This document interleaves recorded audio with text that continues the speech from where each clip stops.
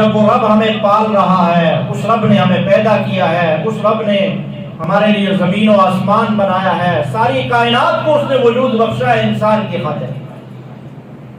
تو اب انسان کی کیا ذمہ داری ہے؟ ایاک نعبد و ایاک نستعین، جس کا ہم ہر نماز کی ہر رکعت میں ادا کرتے ہیں، اللہ ہم تیری عبادت کریں گے اور تجھ ہی سے مدد مانگیں گے۔ معلوم یہ ہوا کہ مدد کے لائق بھی رب العالمین کی ذات ہے، جس سے مدد مانگی جائے وہ صرف اور صرف ذات خداوندی ہے، اور جس کی عبادت کی جائے وہ بھی ذات بابرکت رب العالمین کی ہے۔ اور ہم ہر نماز کے اندر یہ کہہ کر ایاک نعبد و ایاک نستعین اپنے رب سے وہ وعدہ دوبارہ اس وعدے کا اعادہ کرتے ہیں جو ہم نے عالم ارواح میں کیا تھا۔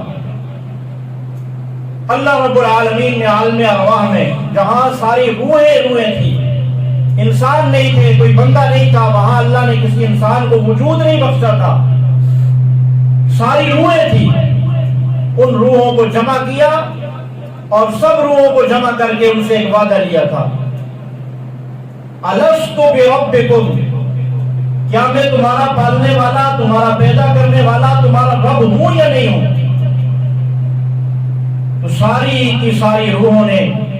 بیک زبان ہو کر کہا تھا، چاہے وہ کافر کی روح ہو، چاہے مسلمان کی روح ہو، چاہے کسی سکھ عیسائی یہودی کی روح کیوں نہ ہو،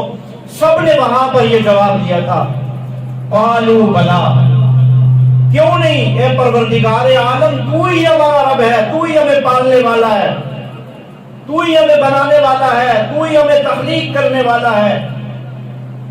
اور یہ تیرا ہی حق ہے کہ ہم تیری عبادت کریں۔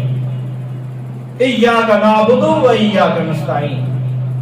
تیرے سامنے جھکے، تیری عبادت کرے، اپنی پیشانی کو تیرے سامنے گرائیں اور تیرے سامنے اس کو جھکائیں،